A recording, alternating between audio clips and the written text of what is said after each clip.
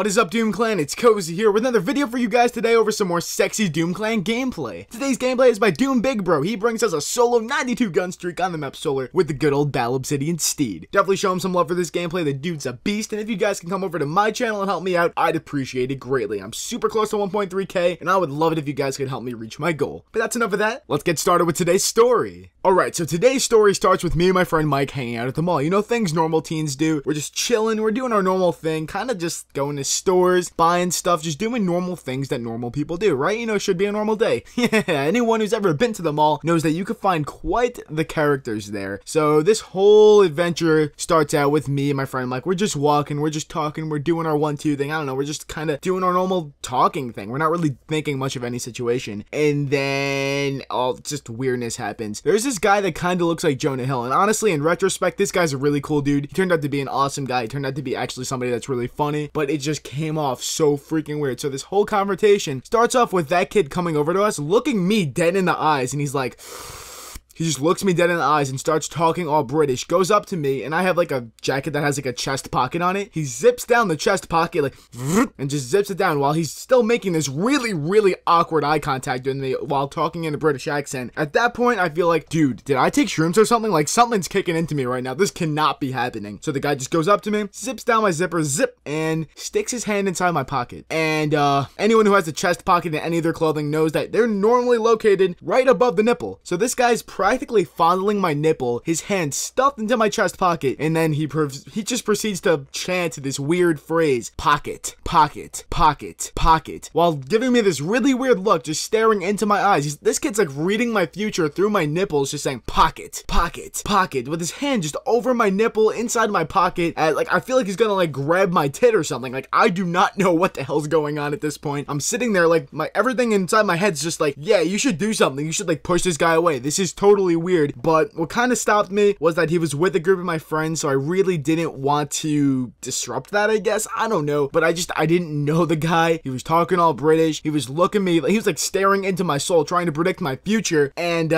yeah, pocket, pocket, pocket, with his hand over my nipple. So that was the first step of the weirdness. So after that, he seizes up, and then all of a sudden he just looks at my friend, and he just jumps into my friend's arm. My friend's like, yeah, I figured you wanted to jump into my arms. He just jumps into my friend's arm like some out of like a fucking Disney movie. Jumps into his arms all majestically. I don't know how my friend actually was prepared for that, but that was definitely weird as hell. But that's not the first weird person we meet at the mall. No, and actually we turned out to be friends with this dude, but at the time I was weirded out. I thought it was just some random dude. But right after that, we go to sit down and they just go away, I guess. All of a sudden there's this weird old guy. He was dressed up in a suit. He looked like he should be like a United States president. He was fat, he had the gray hair, and he was just walking around on his phone. Honestly, I thought he was like taking pictures of people. I don't know, it was really fucking weird. But this guy looked like he did not give a fuck. Like, he did not care about anything. This guy didn't care about your opinion. He would like flip your hat off if you were like wearing a hat. He would, you know, flip you off if you didn't agree with your opinion. This guy just does not give a fuck. This guy lived a full life and he just did not care anymore. So he proceeds to walk over to our table, and I just don't think of anything of it. I think he's just standing next to our table, and he grabs the chair that's like right next to me and sits down in it. But it was so close to me that I almost had this old dude sitting in my lap. Like, literally, it was like, I don't even know. Like, I thought I was getting molested. And the guy's just like, you want to help me fix something on my phone? Do you guys have iPhones? And at that point, I'm like, what? So I try to help this guy out, and he's just being all sassy with me. He's like, yeah, I don't know what to do. Can you help me get a chess game on my phone? And at first, I'm like, you know what? Yeah, this is going to be my future job. You know, I want to work in IT, so let me try to help out this guy. But he was just being sassy about everything. I'm like, all right, first of all, you're going to need to either use your data or connect to Wi-Fi. And he's like,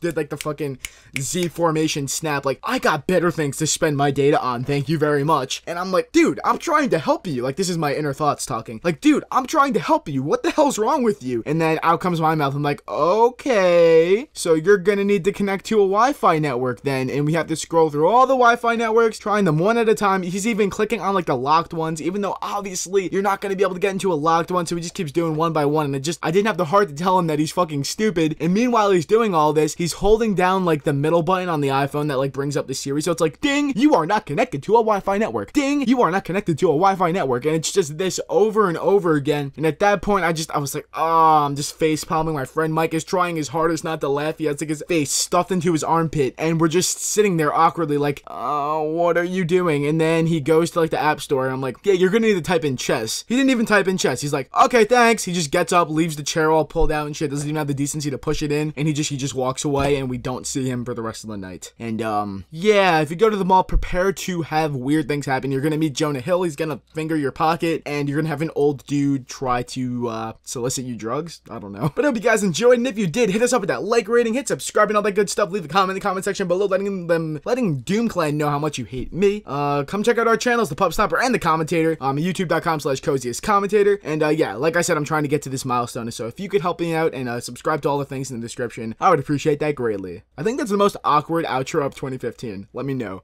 Alright, I'll see you guys next time. Stay cozy.